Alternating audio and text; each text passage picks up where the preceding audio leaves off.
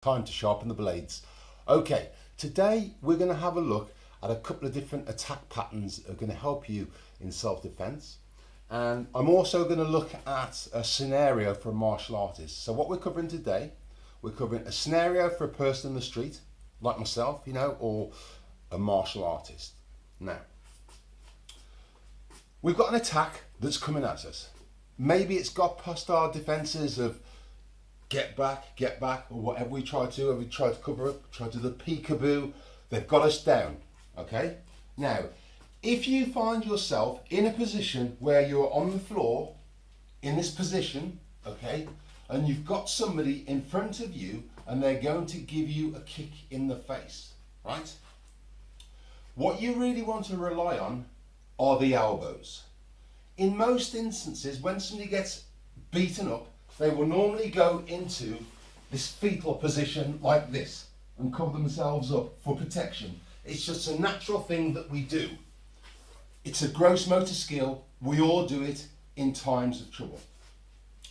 What I'm trying to say to you today is, if you find yourself in a position like this, look, it may never happen, but we have to do something just in case it does. So I'm in this type of position, right? And somebody's in front of me, like you are now looking at me, and you're about to go do that kick, as they do in the face. They come up and they give you that kick in the face. When you're on the floor, your best defense that you can do is go into that peekaboo, okay, the peekaboo, or you can actually use your elbows to possibly deflect the kick. So imagine I'm down here now and I see the guy, he's in front of me, he's imminent. One of the best defenses I got is to actually use my elbow and aim at the kick coming in. Because believe you me, from Muay Thai, it's been proven that an elbow into the shin is enough to cause debilitating pain. I mean, it's not 100%, but at least it's got a good chance of possibly helping yourself. So you're on the floor, somebody could be coming at you with kicks. Just make sure that rather than just cover your head and do nothing, in self-defense, we're trying to protect ourselves. The flinch response, very quick down the floor, and look, as you're looking at where the attack is coming from, you're using your elbows. So hopefully the person will kick into that. We know this works in a certain way because of what they call the flinch response.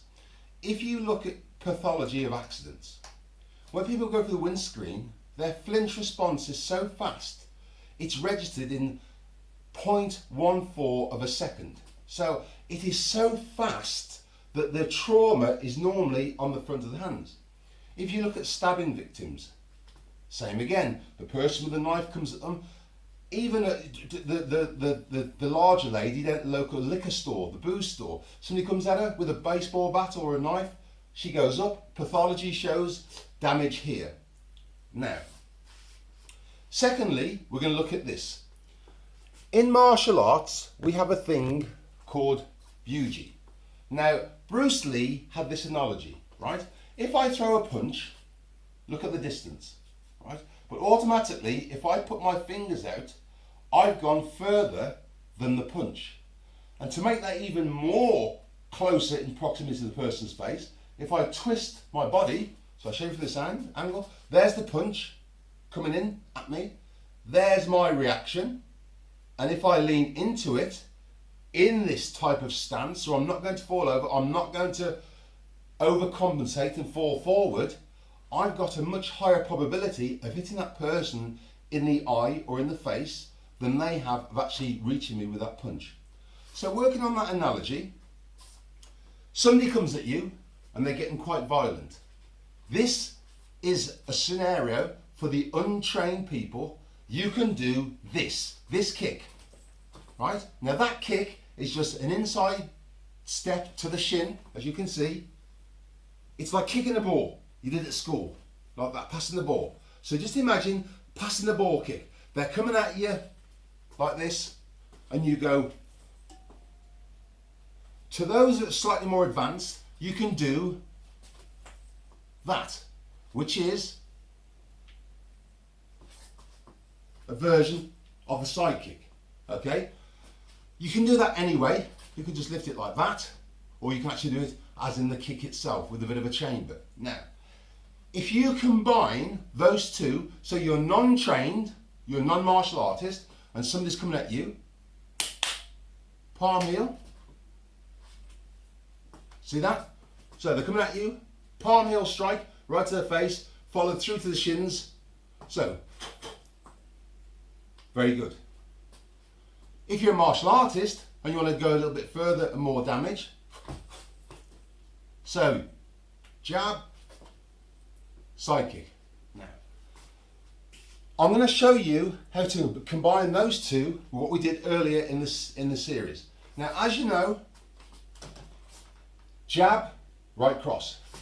Jab, right cross. Show from here. Okay, so that'll be the jab, and that'll be the cross. So on my wooden dummy, I like to do this, as you know. So I tap down the jab, I tap down the cross, and I follow up with a back fist.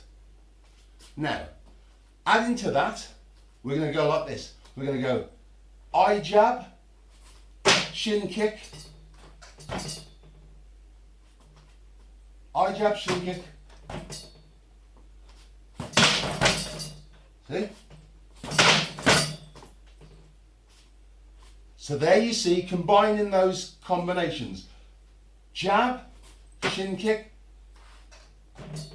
and then we could go into a takedown under the arm and all different types of moves.